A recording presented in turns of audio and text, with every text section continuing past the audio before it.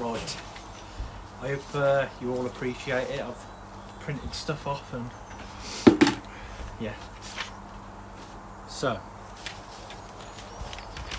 obviously before we start, everything I say, when speaking to Paula, she wanted to make it clear that this is for my pond and my pond only. So, yeah, obviously what I've learned is a lot about how complicated bacteria is. So she basically said to me, just make sure that everyone knows that this is for my pond and not, it won't fix all, you know what I mean? So if someone else has got a problem, it could be completely different. So, just dropped in the water.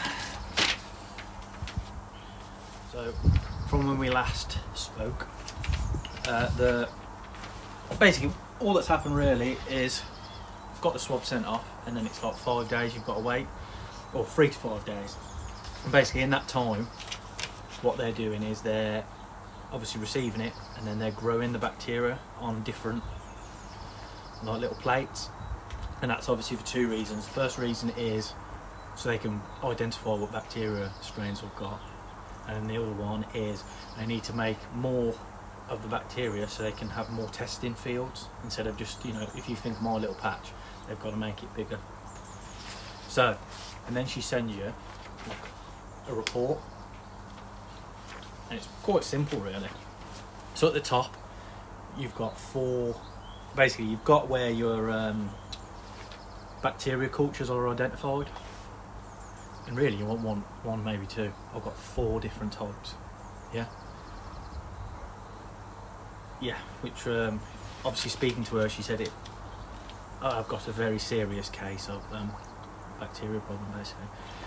So I'm not going to try and read them out. I'll put a little wording underneath because Aromonas high something or other. I think the main one is number 3. I think it's pronounced Pseudomonas or Pseudomonas or something like that, and that's the blood one. That is basically the one that she was saying that it doesn't matter what I do water quality, like, because obviously when I was waiting for the results I had a few fish die, and I was saying to her is what can I put in, what can I do to slow it down, or she basically just said if it's what she thinks it is, which obviously it has come back at this, she said nothing more, no chemical that I put in the water. I know a lot of people saying, oh, you need to PP the pond, you need to do this, you need to do that.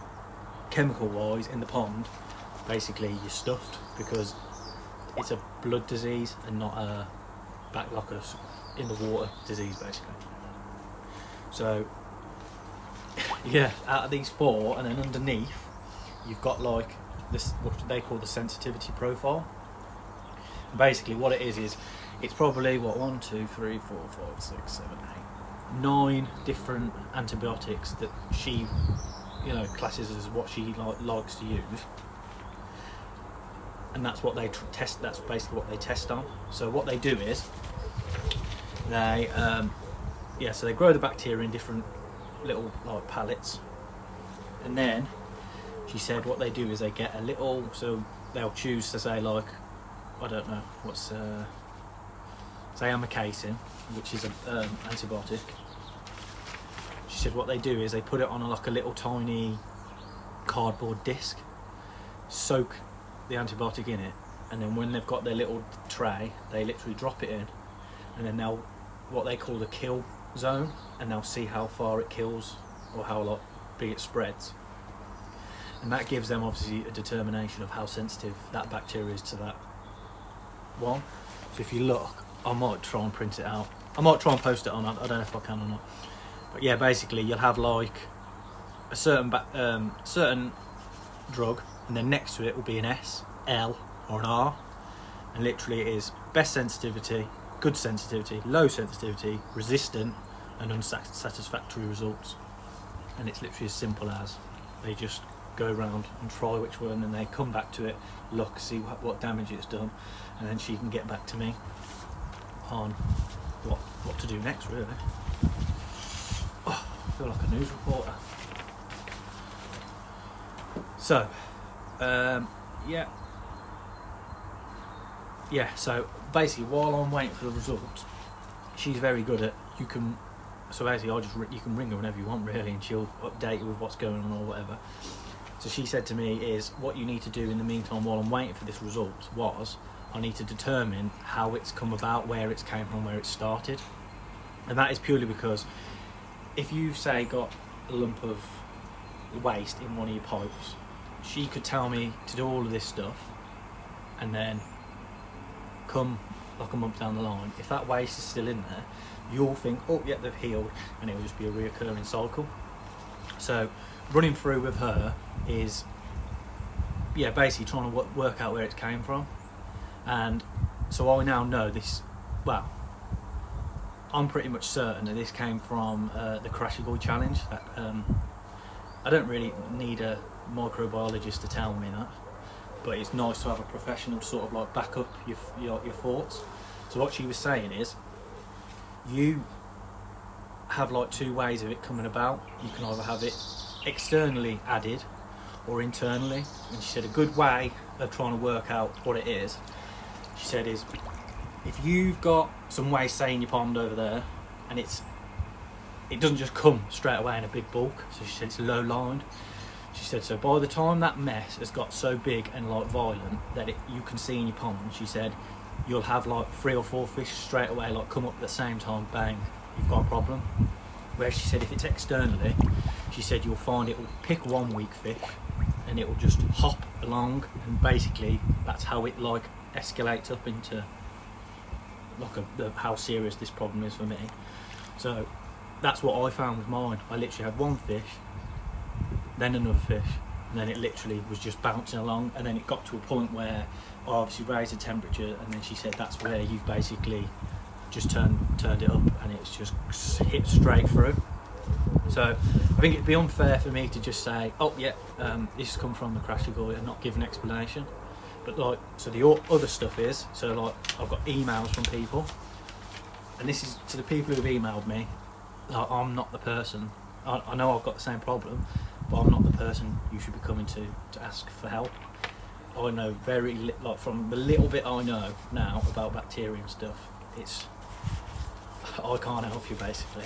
So, you know, I've got like one here, hi Mike, we met at the Krashigoy challenge, blah blah blah blah blah. I've now got I've had 2 fish die. What's this? 2 fish die. One's quite bad at the moment, and 2 other have got signs. If you've got any advice for me, that would be appreciated. But I can't. You know what I mean? Like she said to me, like I asked her this question. I said I've got a few people emailing me. Like, what advice can I give? She said it can be so. Well, I've seen it with my pond. You can have. So I had like 10, 15 fish. And the bacteria all attacks a fish in a different way. So I'll have like 3 or 4 where it comes on their lip. I'll have another one where it comes on the dorsal. I'll have another one where there's no signs whatsoever. It came, red sore, gone, dead next day. So I said like, what can, and she said literally it can be out. So I've got 4 bacteria strains. She said one of those could be like the dominant one. So she said in someone else's pond, it could be switched and it could be a different one. So it completely acts differently. So yeah, like another, like I've got like 7 or 8 people emailing me. Oh Mike, we met at Jack's Krashigoy challenge. I've lost 4 fish now and had to empty my pond, start fresh. Maybe this is something you'll have to do. Best of luck, blah blah blah blah blah. Like, really, yeah, I didn't really need her to like add it in, but yeah, I had a bit of a strop it in on the phone because obviously, you know, it's just a stressful time to be, and I didn't speak to him probably the best I should, so I did apologise for that. But what I've now found out is like, so when I rang him, he said he couldn't offer me any more help. You know, he said, yeah, I'll pay for all the fish that are damaged, blah blah blah. I said, okay, at least, you know, I'm getting something out of it to like start fresh. And then the next day he rang me with what I'd expect really, is like, we can't help you because of this. And he said, he spoke to Paula, and she said, because it's not a Polish bacteria strain, they can't, like, his side can't do anything. Now, this is the bit that, you know, I've been angry, I've been upset, but now I'm just disappointed. So I ring her, I probably spoke to her twice a week for the last 3 weeks, like just giving her updates. And when I brought this up with her, I said, I've spoke to Jack, and he said that when he spoke to you, you told him it wasn't a Polish strain, so they can't do anything. And she stopped me there, and she said, actually, she said, I can't let you carry on. She said, one, she said, you can't identify a bacteria as Polish or Japanese or Israeli or whatever English. You can't do that. She said, that's one. She said, that's false. She said, you've got false information there. And then she said, the second part, which this is the bit that got me, she said, she's never spoke to Jack. She's never dealt with him.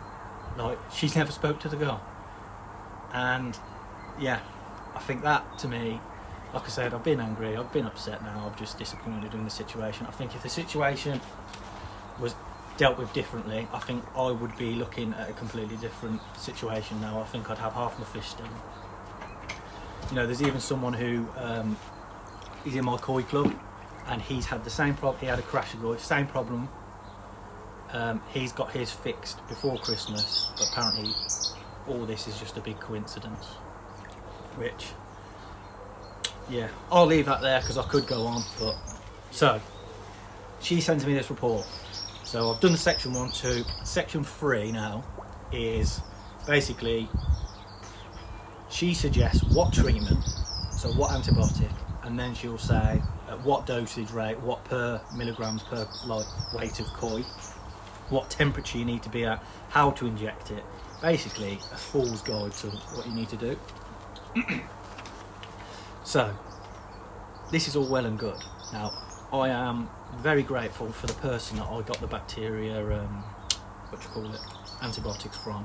Obviously I can't say who from because unfortunately it wasn't a vet, because don't even get me started on vets, right? So everyone knows there's a list of vets that you can get that they say they'll look after the koi or they'll help you with any problems. Now I think that is very old, because I went through top to bottom. So I first started in my area and worked my way out and got to like 3 or 4 hours away drive. Not one of them would help me. Even when I sent them this report, they would just come back to, these are the stupid kind of things I have. So the one woman said, could you bring them all in? I said, there's like 15 of them. She said, yeah, is there any possibility you could bring them all in so we can have a look? Well, I don't know about you, but I don't think that will fly with me. So I sent her the report and said, look, this is the report I've got from a professional woman. This is her job. This is what she will do. You can speak to her and go back to her back and forth. They come back and said they can't help. Now, I'm in a little like group with a lot of, what I say, koi nerds, and they've all, I think, been here, done that. And the one guy, he messaged me and said, oh, I've been in this situation, this is the place that I went to, blah blah blah. So, and luckily enough, I was emailing those people, I was waiting for a response, and so I was thinking, yep, this is the one, this is going to happen. And what I think you'll find is that list isn't the vet that you need, the actual individual vet. So if they move and go to a different place, they're the person you need. Because what I found is with this other one, he was talking about, he dealt with a bloke, and I was just speaking to 2 women from this same company, and they couldn't help. When I sent them the report, their message back to me was, I need to bring the fish in that's in question that I swabbed from, I need to give it to them, and they need to swab it and do their own swabs and come back with their own report. Even though she'd spoken to Paula Reynolds, and Paula Reynolds basically said, we're just skipping out the middleman here, I've done it for you, this is what you need, you just need to prescribe them. Which they couldn't prescribe. Yeah, so what I needed was Genticin. Now, out of these 7, I believe Genticin is something that if you're one of the old koi keepers, you'd probably know it and you've probably used it. But I think as time's gone on, that's moved out, and other ones are easily available to get in. So obviously people start using different stuff. So it's all well and good her sending me this report of what I need, but you can't. Well, I could find the Genticin. One person, I won't. Yeah, he could find it me. When I spoke to him, he said it'd be stupidly expensive, and yeah. So luckily enough, the person I was speaking to, who I got it from, again, I'm absolutely grateful. I don't think I'd be in this hobby if he didn't help me out. He could get amikacin, so I went back to her and said, basically, off that list, the best sensitivity. So in gentamicin is like the red, she got S red, and that basically means that's the best. But amikacin is also an S, and that basically saying it's sensitive as well, so it's good sensitivity. So I went back to her and said, can you have a look at the report, your side, and can you tell me if it's can I use it? She basically came back to me and said it's exactly the same. So follow my instructions. The only difference is the drug. So gentamicin, she said, needs to be injected into the back muscle at the rear of the dorsal fin, where the fin joins the body. Only 3 injections should be administered with 1-day intervals between each injection. Now, water temperature needs to be between 15 and 16 degrees, or she said it needs to be high, like around 15 to 18. It needs to be that high. And what she was saying is it needs to be that high because the injection, if it's too cold, when you inject it, it will literally just crystallise in the body, in the fish's blood, and it won't do what it's meant to do, and then the fish will excrete it. So she said that's a really important one. So again, I'm lucky that I had a heater and I could heat to that temperatures, because I think if you've got the problems I've got now, so a few of the people that are emailing me, if you're not heated, I literally don't know what you'd do. There literally is nothing you could do until the temperature's warmed up, and by then it might be too late. So yeah, and then she literally just goes on, because there's 4 different bacterias. She said, you literally say we got 10 fish. She said I can inject it with amikacin. She said 5 of them could literally be absolutely fine, perfect, no problems. She said you could have 2 that don't even want to know. She said you could have another one that needs a different, like, and I said to her, I said, look, I said, if amikacin the strongest one and the best one I can use, I'm going to do them, and then that's it. After them 3, if I've still got this problem, I think then it will be time to just empty the pond, clear out, start again, because it's not good for the fish. Keep taking them out, injecting them with every, like, literally, yeah. I was going to put a video on of me injecting them, but I thought, if you want to know, I've got a video on my phone, I'll show you, but I ain't putting it on YouTube. But the first injections, I'm like, oh God, mate, now, out, in, straight back in, no problems, absolute professional job. Yeah, what she was saying also is, so coming to the end of this little bit, she said what you want to do is, on the first injection, you want to get it out, and you need to completely get rid of absolutely any dead tissue on the fish whatsoever. So this is where, this is where it's up to the koi keeper really. I got the fish out, and if there were really small lacerations that I could see was coming, I basically scooped the stuff out, and I've got this bacteria-like wax that you put in. I put that in, injected them, you put them back in, and then the second time you come to inject, you don't clean the wound, you don't do nothing, you literally inject, put it back in.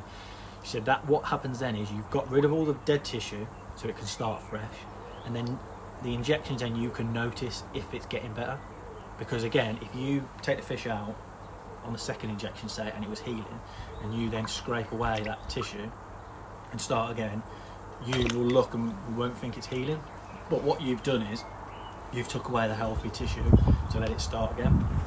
So she said what you want to do is clear it out. She said Tamidine will be sufficient. She said literally douse it with that, inject it, put it back in the pond, second time out, inject it, put it back. So yeah, she literally just says any problems, ring her, which I can safely say I've been on the phone to her quite a few times, and she is absolutely happy to help, basically. Now I could probably waffle on for another 20 odd minutes about all the stuff that she's poured into my brain, but to be honest with you, I'm not the expert you want to be talking to. What I've learned is there's so many variables of bacteria that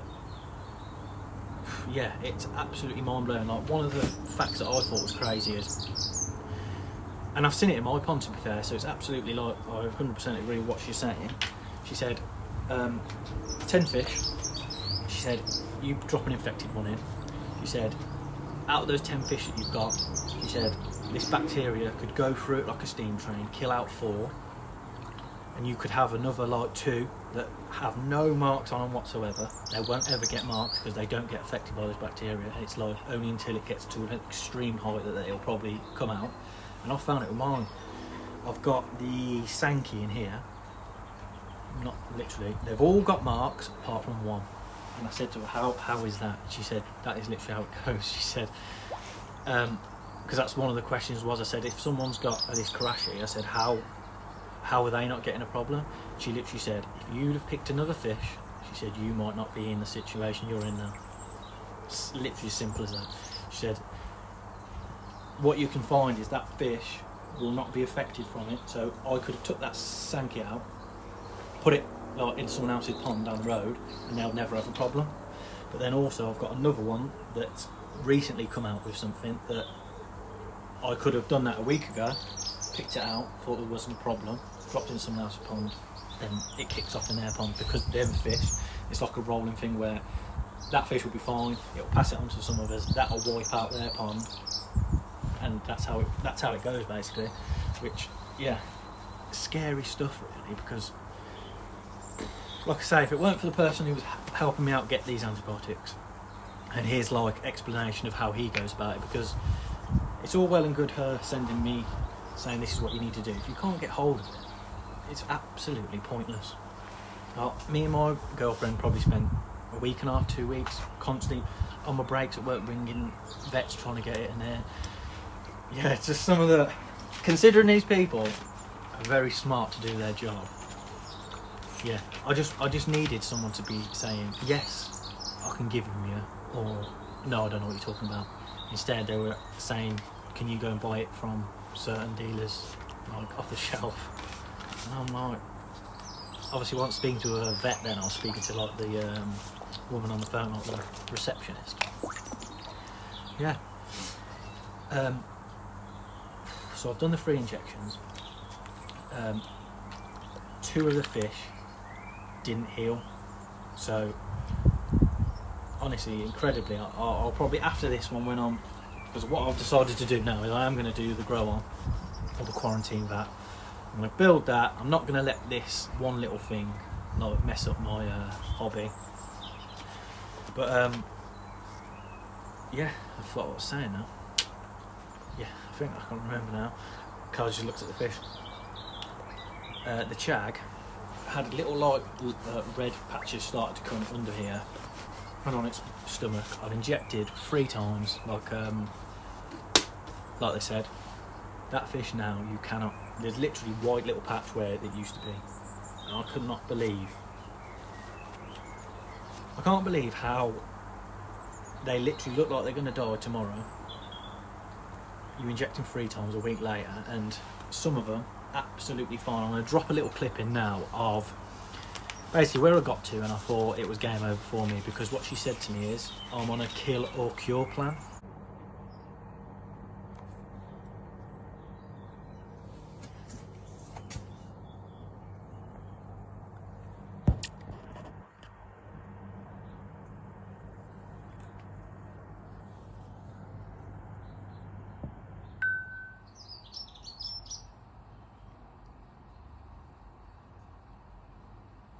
She said what that means is, she said, you're either going to kill them with the bacteria, with the antibiotics, or you're going to cure them.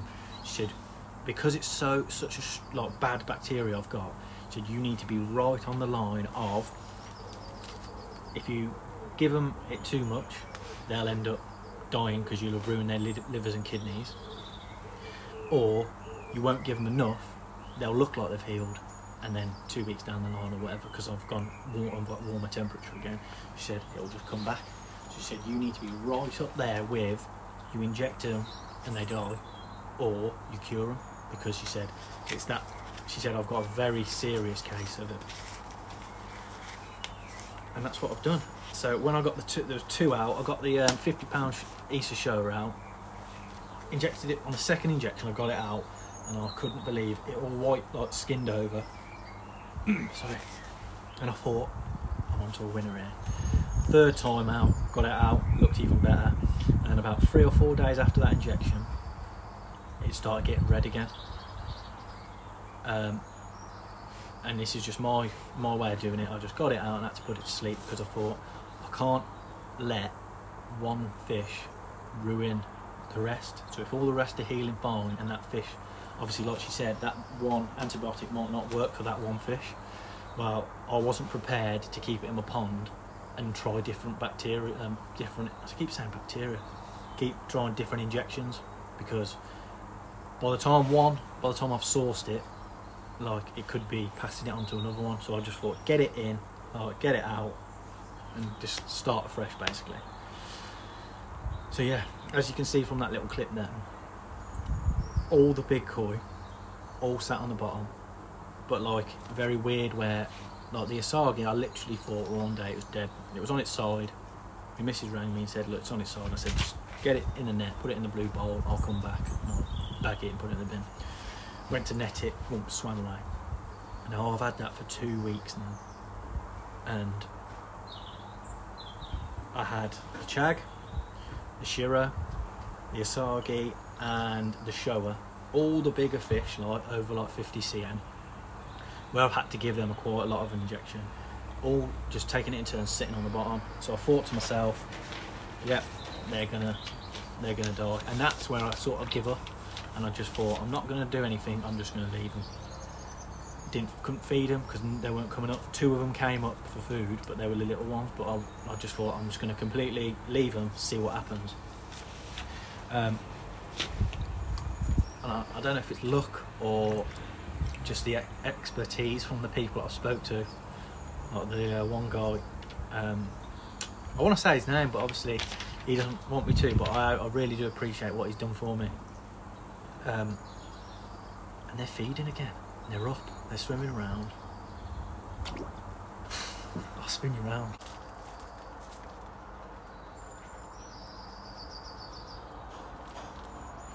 Now, if you see here, I've got 2 new fish. Now, I'm sure someone will be like, "What, you had a new fish for? Bloody hell! Oh my god, that's crazy!" Blah, blah, blah.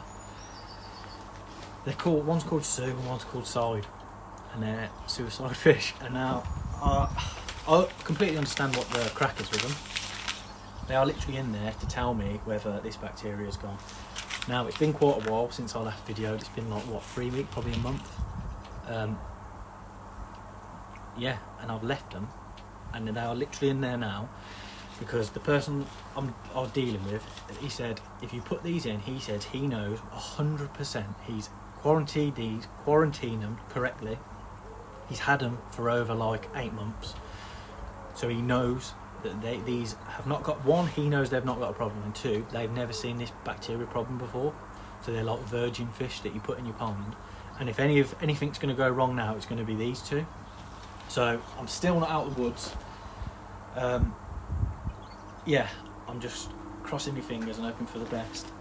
If these fish last like another month, to be honest with you, how stressed I am about like buying fish now and new fish and stuff, I don't think I'm going to add another fish to this pond for a year. And what I'll do is, if these fish last like 6 months, I'll feel a little bit, what's the word, like, I'll just feel happier that I've got over this problem. So they're literally in there waiting. They just give me an idea of what's going on basically. If they survive like 6 months and there's not a mark, none of us get a mark, hopefully I'm over it. Yeah, and that's it really, guys. I know everyone's been waiting for it, so I've got a few messages wanting people to see they're coming for food. Happy. I feel like I'm back in the hobby now. Before, they used to just come out, have a look, they'd be sat on the bottom, and I'd be a miserable sod. So yeah, thanks for all the people that have messaged. Some good information I've learned. I think the thing that I'm going to take out of this is 100% my fault. I went round like a bull in a china shop buying fish from that person, this person, that person, like literally just, oh yeah, whack him in a pond won't be a problem. I think the advice I'd give to someone is get a trustworthy dealer. If they've been doing it for 30 odd years, or you know what I mean, 10 to like a long time, it's not by luck, it's not by chance, it's because they've been doing the right thing. And I would stick to 1 or 2 dealers. I've got 2 in mind. I've got one, he needs to get his finger out his arse and set himself back up again, and then the other I'm going to stick with is just because I know he's out. Well, yeah, I just know he's got good fish, and I know his quarantine procedures, and yeah. So a lot more upbeat, I think, as well. Someone was saying to me I shouldn't be putting pictures on. No, shouldn't be putting videos on of dead fish or something like that. But I think this is a big thing for people to realise, that this is what happens if you just go in willy-nilly and just throw in fishing, and you know what I mean, not having a care in the world and just expecting everything's going to be fucking hunky-dory. And I think this is a true side of, well, it's a true side of my hobby. This is what's happened, you know. What I'll take out of this is lessons learnt, and it's all well and good putting a few fish in and feeding them. When shit hits the fan, you learn a lot, and I have learnt a lot. I'm not going to say I'm an expert on it. I'm not going to say someone will absolutely school me on bacteria, but what I've learnt is, yeah, I probably know a bit more than most now, which yeah, and I'm quite lucky that this hasn't happened like 2-3 years down the line when my collection's a lot different. I think the way I'm going to attack this now is my pond, I'm going to do a quarantine grow on system down the bottom, and this is going to be like my showpiece pond where I'm going to get rid of whatever I can get rid of. Obviously they won't be probably going into people's ponds, it will just be me getting rid of them. That's probably one of the questions I'll ask Paula. What can I do with these fish now? How can I get rid of them? Because I know, yeah, even though I say in like 6 months' time, if there's not a problem, I still won't be comfortable giving them out to one of you guys, just on that off chance that, I don't know, yeah, you know what I mean? But I'll speak to Paula about that, see what she says. And I'm basically going to get maybe tosai or nisai in the pond down there, grow them up, pick and choose what I want. The better ones go in here, the worst ones shipped out to someone else. But yeah, a lot happier. So as spin around, a little look at these.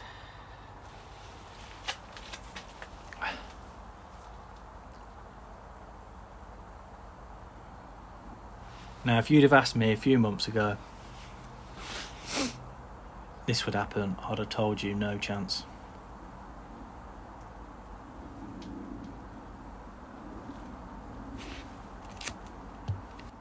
Right, thank you all for watching. Probably waffled on a bit too long. Hope someone's got some sort of information out of it. Again, I'm no expert. This is my pond, my journey. See you later.